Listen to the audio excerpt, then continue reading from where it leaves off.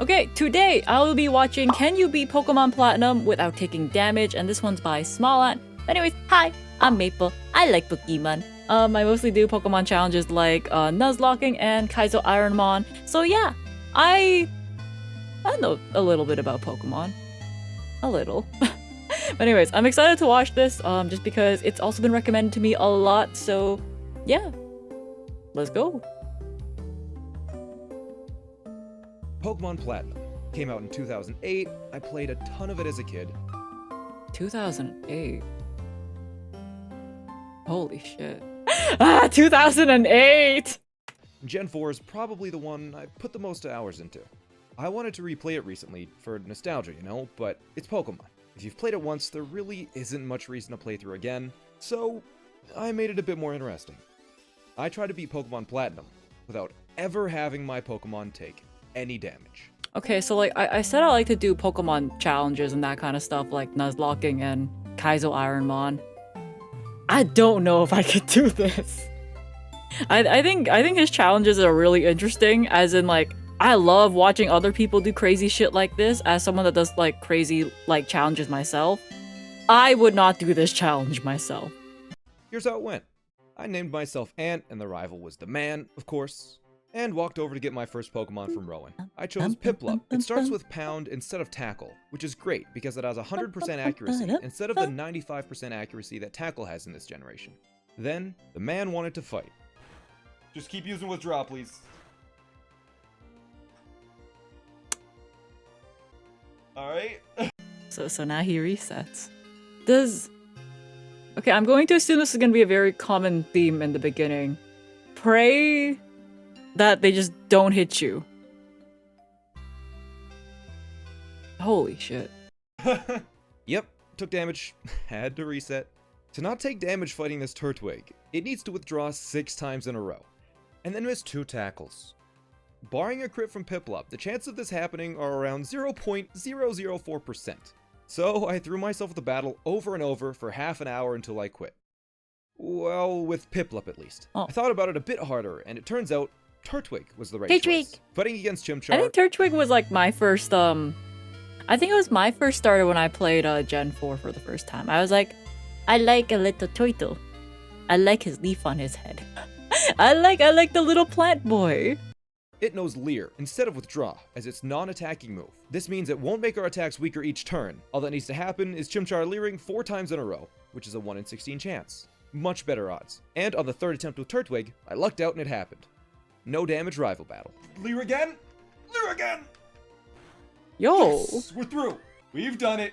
After 40 minutes, I was finally able to make some progress. Talk to Rowan, nickname Turtwig, get some Pokeballs, and then we're free to have some fun. I can go right up to the next route, battle the first trainer who has a Starly with Quick Attack. Oh.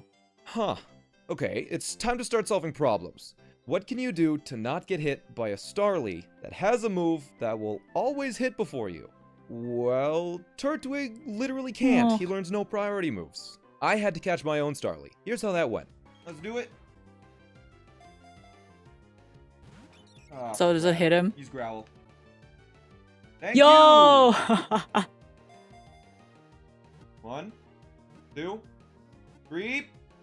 Yes! First try! First I got lucky try! and caught it first try. Then I accidentally pressed the power button and had to redo it all, which took like an hour. Anyways, Oh, that with the Starly in the sucks. party, I had to train it up until it could one-hit KO the opponent's Starly with its own Quick Attack. A Quick Attack KO is guaranteed once Starly evolves and gets to level 19, so I had to do some grinding. Grinding in this challenge isn't like normal Pokemon grinding at all. To guarantee you never take damage, you need to also one-hit KO every wild Pokemon. Unfortunately, the only attacking moves that Turtwig and Starly know are Tackle. And if I use those, there's a 5% chance that they miss each time. Oh, wait, hold on. I should move out of the way for that. Ugh. Wait. Also one-hit KO every wild Pokemon. Unfortunately, the only attacking moves that Turtwig and Starly know are Tackle. And if I use 95. those, there's a 5% chance that they miss each time. Getting to level 19 with Starly, I'll be using enough tackles that I'm essentially guaranteed to miss at least once. So I needed to find an alternative to training against wild Bidoofs and Starlies. The solution? was found at night. Turns out, this route has a minor cricket tot infestation. At night, there's a 10% chance for a cricket tot to appear. And at this level, the little musical bugs only have Bide and Growl. Bide takes 2 turns to deal damage, so as long as my Pokemon can defeat the cricket tots in 2 turns, we're good to grind. But if The 10% encounter is so annoying. Like, the thing is, it's like, oh yeah, every 1 in 10 Mons, you'll probably bump into it. As someone that has to run around the grass for Kaizo Ironmon for the 10 or 5% encounter, the 10%'s a lie. I know you're just playing the odds and eventually you'll hit the 10%. I feel so lied to. I feel so lied to. Oh my god. Like, sometimes the 10% encounter takes like 30 encounters to get to, and I'm like, well, I don't know, just be luckier, I guess. Get good. Of course, Starly can't do it in 2 turns, but Turtwig can. So I had to train Turtwig up until it was able to one-shot the cricket tots, then I could switch train Starly until it could fight them. During this grinding, the chat and I decided on the full rules for the challenge. We decided that after each badge, I was able to save, and if I happened to take damage, I could reset the game back up to the previous gym. We felt this stays true to the challenge because it's really about strategizing about how to make progress, rather than wasting my life away doing mindless grinding for hours. Yeah, I think that's fair. I think going back to save states and that kind of stuff just makes a lot of sense. At the same, it's just gonna be a time saver. I feel like the same thing can be applied to, like, you know, the usage of rare candies and Nuzlocke. I know back in the day that shit was, oh man, controversial. But like, the real strategy comes from actually like doing the battle and planning it out, not grinding the grass and then suddenly you die because, you know, weren't paying attention because you're tired of grinding and then you die. You know, I'm glad rare candies and Nuzlocke are just normalized now, because back in the day, that was just like, damn, you use rare candies? You're a cheater. You're a cheater. And I remember when I did like my very first like Nuzlocke. Not like, well, my very first Nuzlocke on stream was a Pokemon Diamond Pearl Nuzlocke. But like the next one I did, I remember somebody came in and they were like, you're using rare candies instead of grinding? Don't you know that's cheating? And I'm like, bro, fuck off. Bro, fuck off, man. Every single time I watch a Nuzlocke nowadays, there's rare candies. I don't give a damn. But as you'll see, I still wasted a rather large amount of time. Oh, and another thing. For mindless grinding, I sped up the game, because again, I'm not trying to waste my life fighting cricket tots for 30 hours. After exterminating the entire cricket tot population, my Starly evolved and grew to level 19. I was ready for the first battle. I completely stomped youngster Tristan with quick attack and was able to progress. It took 9 in-game hours to defeat the first trainer. This is gonna be a long one. 9 hours! Yeah, eat shit, Tristan! I spent 9 hours to train for this battle. That's crazy. In addition to Staravia, I had to train up Turtwig all the way to level 25 in this route to evolve and learn Mega Drain. It's the first somewhat okay grass move with 100% accuracy. This took an additional 9 in-game hours. Holy. From here, I was able to move up to Jubilife, I crushed the man with Staravia, and ran over towards OUTBREAK. And accidentally ran into this trainer. So silly. Yes! Oh my god! Oh, he's so lucky. Holy. That quick attack had a 1/5 chance to not KO, by the way. I really could not afford to make any more mistakes like that. I do like how he went back to like damage calculate after, because he probably, yeah, the 1 in 5 chance to not kill was probably gonna be the low roll on that. So it's nice that he didn't hit the low roll. But sometimes just trying to aim for the low or the high roll just really screws you over. I've had to do that a couple times. With that over, I carefully navigated the route and cave to enter OUTBREAK City and battle the first gym. I did the calculations, and my level 25 Grottle should just barely be able to take out Roark with Mega Drains. Oh, Runk, baby! Oko, good. I think the fact that he did the calculations and a Mega Drain just barely takes them out is kind of insane, considering the fact that I'm pretty sure most of these Mons are like 4 times weak to like grass and water. Well, in this case, just be grass, right? That's kind of crazy. 1-hit KO. This is the one. This is the tough one. Oko, yes! Oh, thank God. Okay. Just like that, the first gym was done. I made my first save point and was ready to move on to Floroma Town. This was where I made the discovery that made this challenge a lot more difficult. Team-up battles. In these battles, you're forced to team up with someone else. And the people who you're teamed up with kinda suck.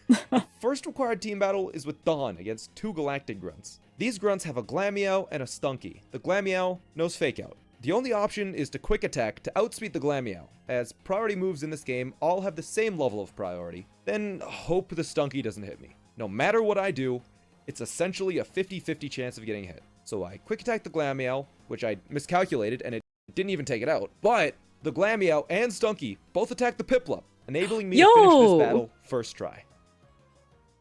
After that battle, it was clear my Pokemon needed to be stronger, so I trained up Grotle until level 32, so it evolved and learned Earthquake, then went to Floaroma Town. Valley Windworks was next, and inside was Commander Mars. Her ace is a level 17 Purugly.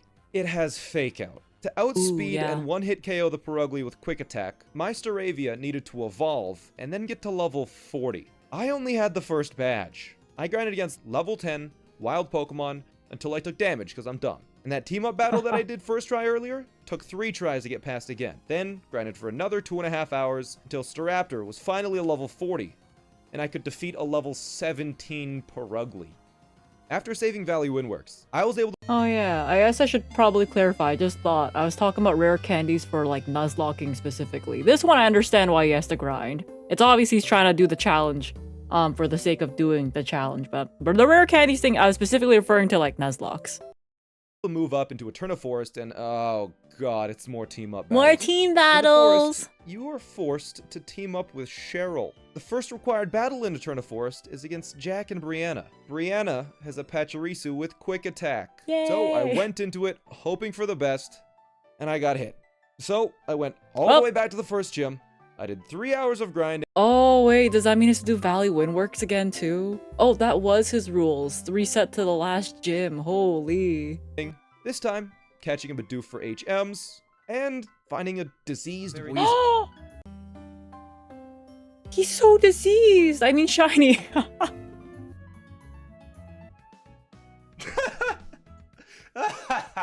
I put it out of its misery, of course. Then, I tried the fight again.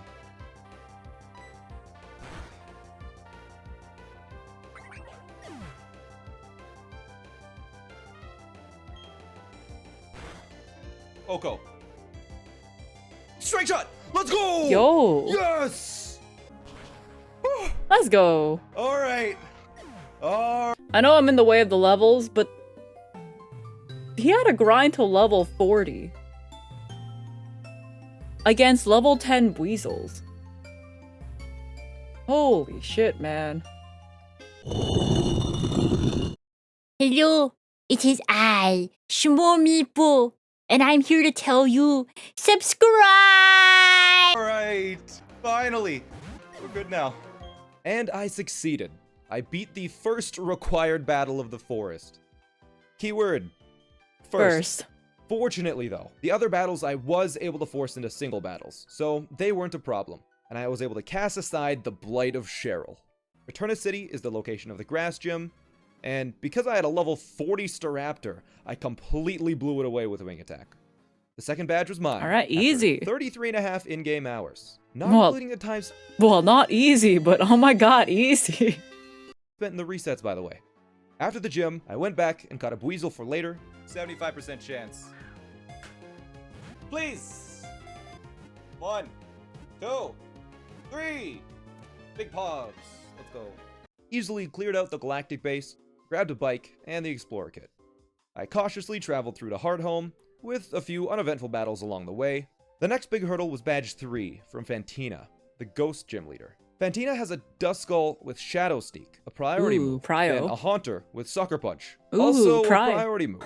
The Duskull was simple to deal with because Shadow Sneak couldn't hit my Staraptor, but the Haunter was trouble. Sucker Punch was able to hit my Staraptor, and Quick Attack couldn't hit the Haunter. So in order to beat the Haunter, I needed to train my Buizel to level 45.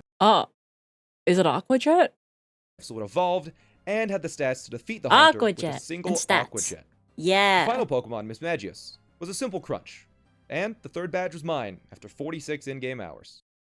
With the third badge in the bag, this was where the challenge changed. I grabbed a gift Eevee, but the man who gave me some incredible advice. Make sure all your attacks hit, avoid every enemy attack.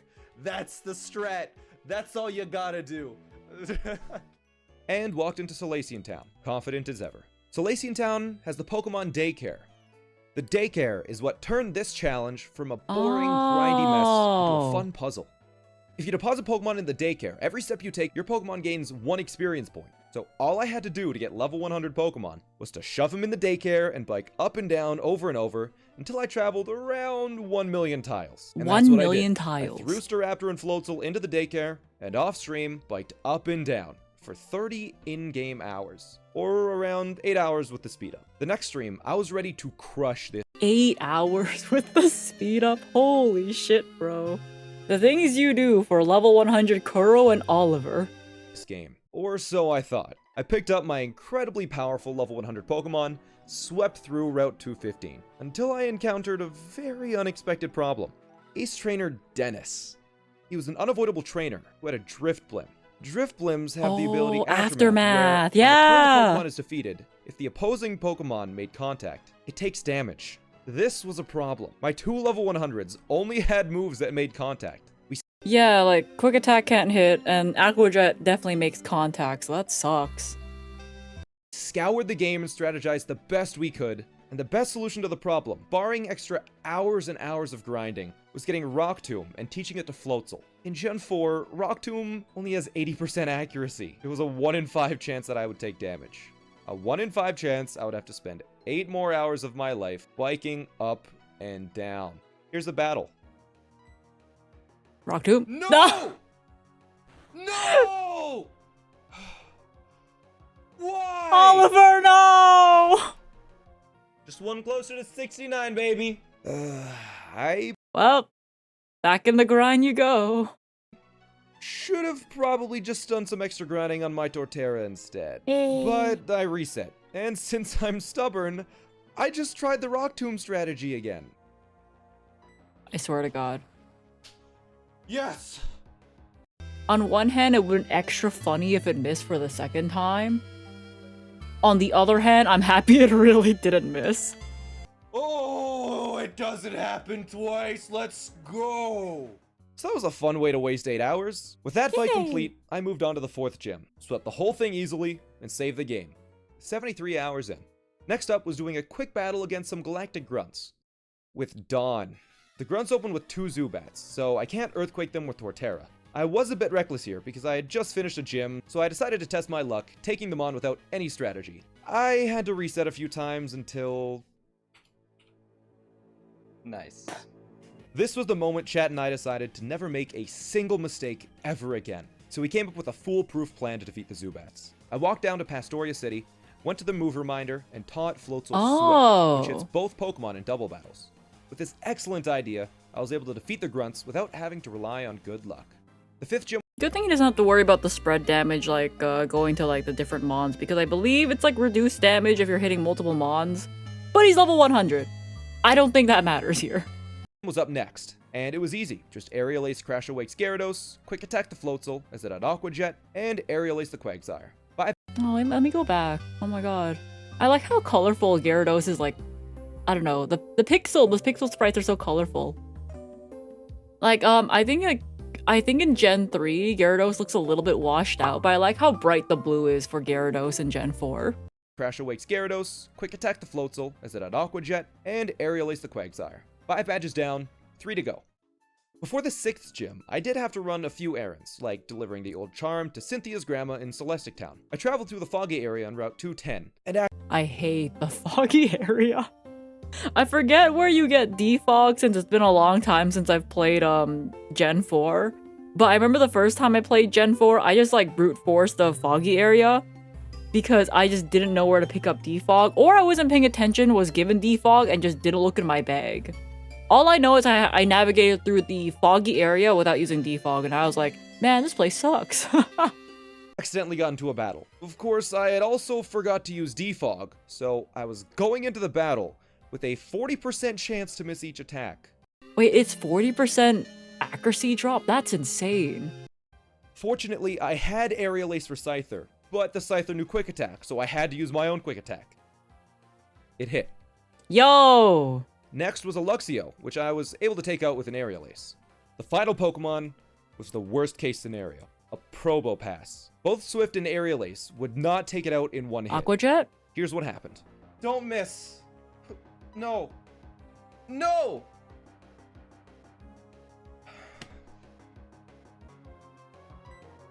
Please. Ah! Ah! Ah! Ah! Oh, that was lucky. The rest of the route I smartened up and used defog, so it was stress-free. I Yippee! destroyed Cyrus in the ruins, snagged Surf, and made my way to Canalab City. The man was waiting for me, so I Aquajet the Staraptor and Infernape, Aerial Aces Roserade and Heracross, and Quick Attack the Floatzel. Hey. Easy. Before the gym, I paid a visit to Iron Island to see Riley, to get the HM for strength. I remember I have like a bit of PTSD with Iron Island because in my Soul Link and Platinum, right? Me and my partner decided to go to this island to get the extra encounter because we were kind of running low on Pokemon, and then we proceed to wipe inside this cave from, I think, a mandatory battle at least, because it was a double battle and it was also randomized. So my Pokemon that had a lot of hard time hitting flying and potentially electric type had to face a Zapdos. You have to talk to Riley. The thing is, all of the Iron Island battles are dreaded team battles. Oh yeah, I should mention, by the way, we check the egg after that we get from this encounter specifically to see what caused me and my partner to wipe. Out of that egg hatches a male Combi. We threw our run for a male Combi. Yeah. Tough times, bro. Fortunately though, Riley just hands strength to you right at the start and waits for you inside.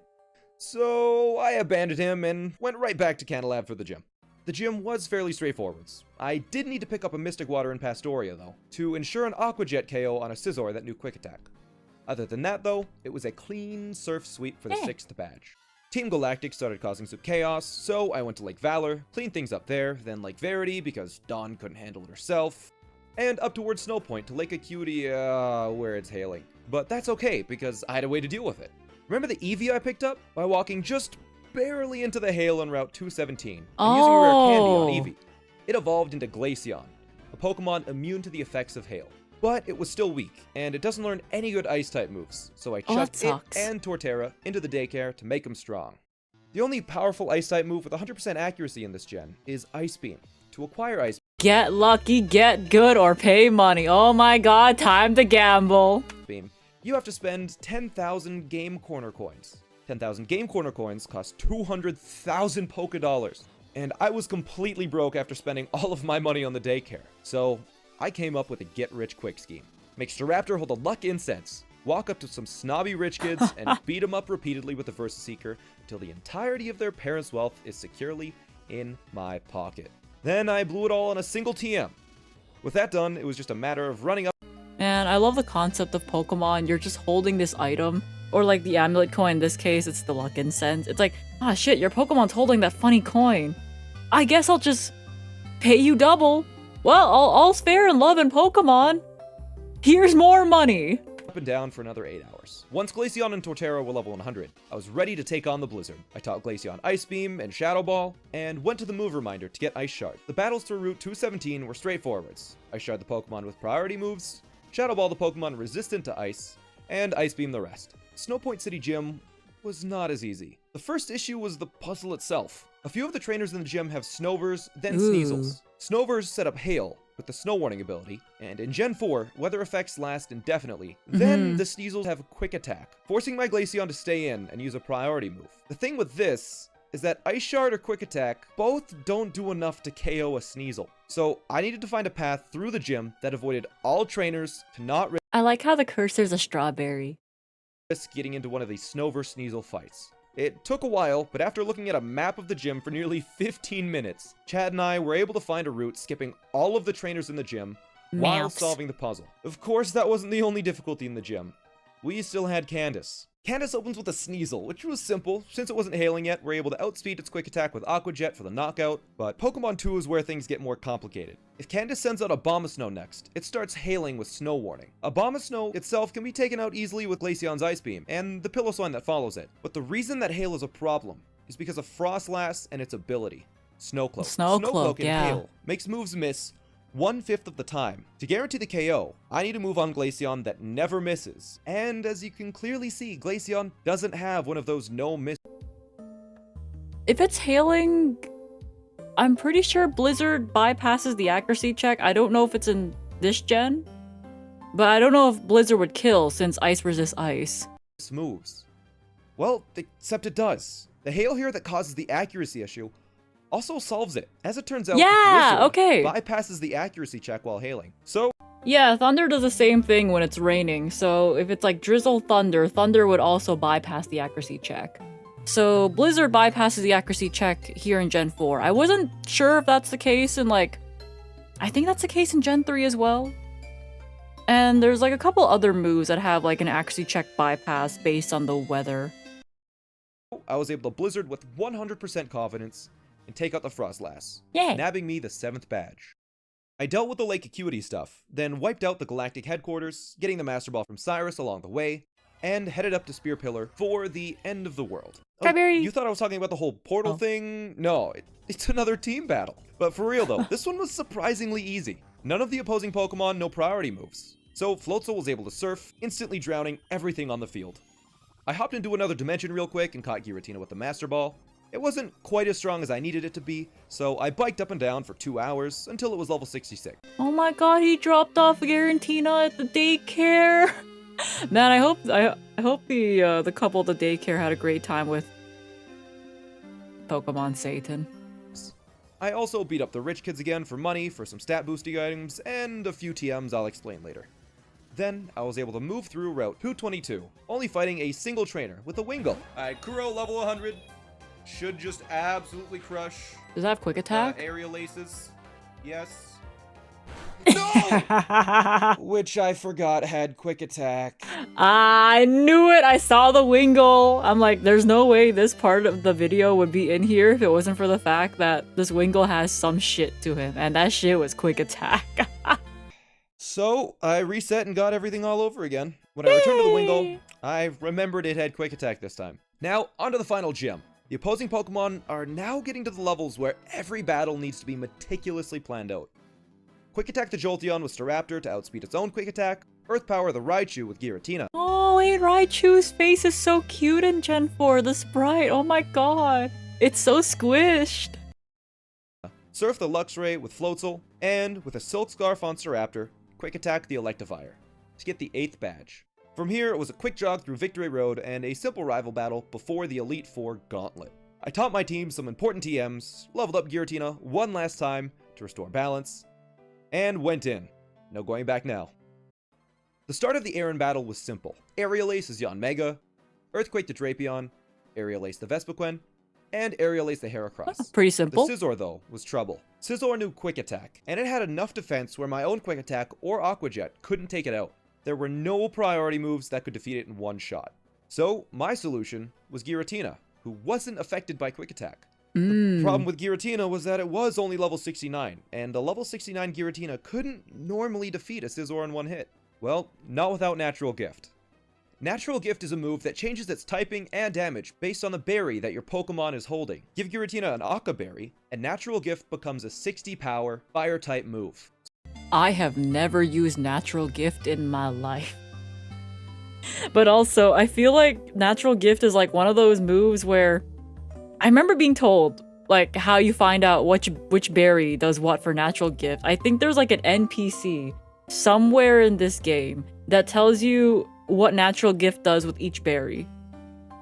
That's what I was told. I don't know because I haven't confirmed, or have I found that NPC, or have bothered to talk to a bunch of random NPCs being like, hey, do you know what this berry does for Natural Gift? Oh no, it's not you. Oh yeah, okay. But that's what I was told. If anyone can confirm, that'd be awesome. So I did just that, and incinerated the Scizor, winning the first battle. Bertha was next, but with Torterra, the battle was simple. Giga Drain everything except Gliscor, where you use Ice Beam with Glaceon.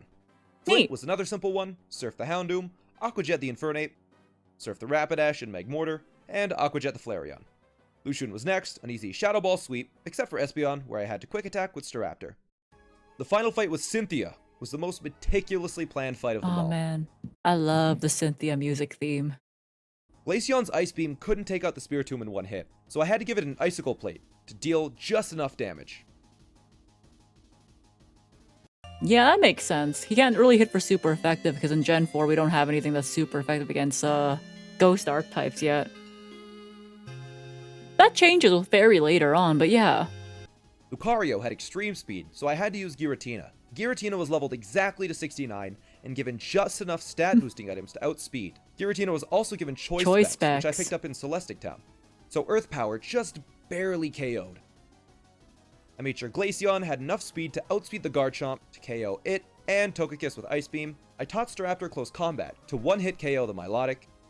Yo. Then it was an Ice Beam onto the Roserade to finish off the challenge and beat Pokemon Platinum without taking a single hit point of damage. Alright, I see it. Let me move out of the way for this one. 138 hours of in-game time. Of course he has speed up, but still, that's not a small number.